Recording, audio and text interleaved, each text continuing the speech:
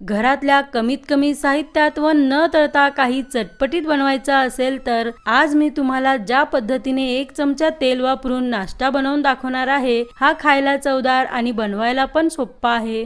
तर चला मग हा नाश्ता बनवण्यासाठी इथं मी गॅसवर पॅन ठेवून त्यात 1 चमचा तेल टाकून तेल चांगलं गरम झाल्यानंतर त्यात अर्धा चमचा जिरं टाकलं आहे। मग नंतर मोठाड वाटलेल्या मिरच्या व लसणाचा 1 चमचाभर ठेचा घालू। इथं मिरच्या व लसणाचं प्रमाण तुम्ही तुमच्या आवडीनुसार कमी जास्त करून त्यांना अगदी थोड्या वेळ म्हणजे त्यांचा रंग बदलू न देता परतून घ्यायचा आहे।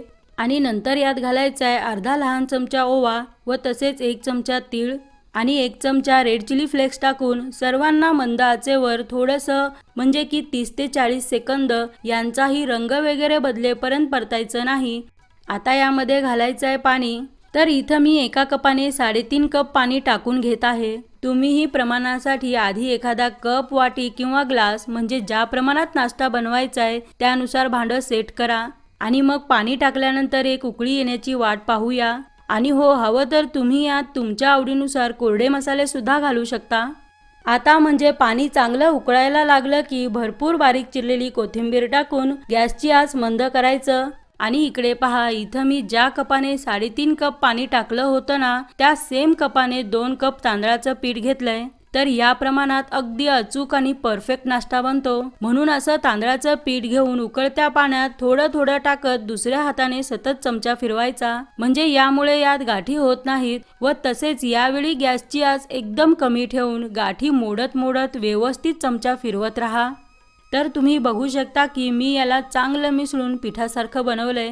आता गॅस बंद करू आणि याला गॅसवरचं काढून थोडं थंड होऊ द्यायचं, म्हणजे की असं हात लावू शकाल इतपत थंड झालं की मग नंतर चांगलं मळत मळत मऊ कणिक बनवून घ्यायचं आहे। जर हाताला चिटकत असेल तर थोडं तेल लावून मळून घेऊ शकता।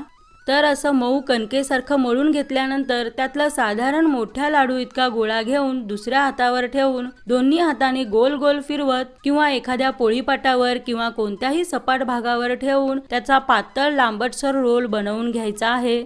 तर तुम्ही पाहू शकता की मी घेतलेल्या पिठापासून 2 पातळ लांबट रोल बनवून घेतलेत। आता याला कट करून घेऊया। मी याला साधारण 1-1 इंचाच्या तुकड्यांमध्ये कट करून घेत आहे। हवं तर तुम्ही या नाश्त्याला मुटक्यांसारखा किंवा कोणताही आकार देऊ शकता। तर रोल कट केल्यानंतर हवं तर तुम्हीही व्हिडिओत पाहताय ना तसं एकेकाला शेप देऊ शकता। तसं शेप वगैरे द्यायची तशी काही आवश्यकता नाही, पण हे दिसायला छान दिसतात म्हणून मी सारख्याच पद्धतीने कृती करून तुम्ही बघू शकता सर्व पिठाचा नाश्ता बनवून घेतलाय। तर आता याला तुम्ही स्टीम द्या किंवा शॅलो फ्राय किंवा डीप फ्राय म्हणजे की कसंही आवडीनुसार बनवून खाऊ शकता। तर इथं मी यांना वाफवून घेणार आहे, म्हणून गॅसवर कढईत पाणी गरम करून त्यात स्टँड ठेवून त्यावर तेल लावून एखादी चाळणी किंवा प्लेट ठेवायचं आणि नंतर त्यात बनवलेले लहान लहान रोल ठेवून घ्यायचे। तुमच्याकडे स्टीमर असेल तर ते वापरून असं रोल ठेवून घेतल्यानंतर त्याला मध्यम आचेवर 8 ते 10 मिनिटं झाकून वाफवायचं आहे। 10 मिनिटानंतर बघा हे छान वाफले आहेत। आता याला गॅसवरचं काढू आणि हे थंड झाल्यानंतर एका भांड्यात काढून घेऊया। तर तुम्ही याला असंच खाल्लात ना तरी हे छानच लागतात, पण याची चव व चटपटीतपणा वाढवण्यासाठी आपण यात एक फोडणी घालू। तर त्यासाठी मी 1 चमचा तेल गरम करून त्यात थोडी मोहरी, हिंग, काही कढीपत्त्याची पानं व तसेच तीळ टाकून अर्धा लहान चमचा सांबर मसाला आणि नंतर अर्धा लहान चमचा काश्मीरी लाल मिरची पावडर टाकायचं आणि तयार केलेली फोडणी नाश्त्यावर ओतायचं आहे। तर आता याला टॉस करत करत किंवा चमच्याने व्यवस्थित मिसळून घेऊया। तर कमीत कमी तेल घालून काहीतरी हेल्दी आणि हलकं फुलकं खायचं असेल तर हा उत्तम स्वादिष्ट पर्याय आहे।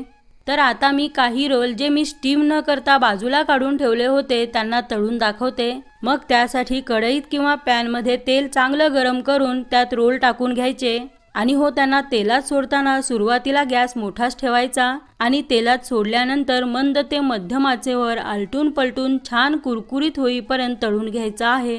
तसं तुम्ही याला कमी तेलात शॅलो फ्राय सुद्धा करू शकता। तर हे बघा, यांना छान सोनेरी रंग आलाय, म्हणजेच काय हे छान फ्राय झालेत। तर असा तळून खूपच कुरकुरीत नाश्ता बनवा किंवा वाफवून बनवा, म्हणजे कसंही बनवून खा, हा खायला एकच नंबर लागतो।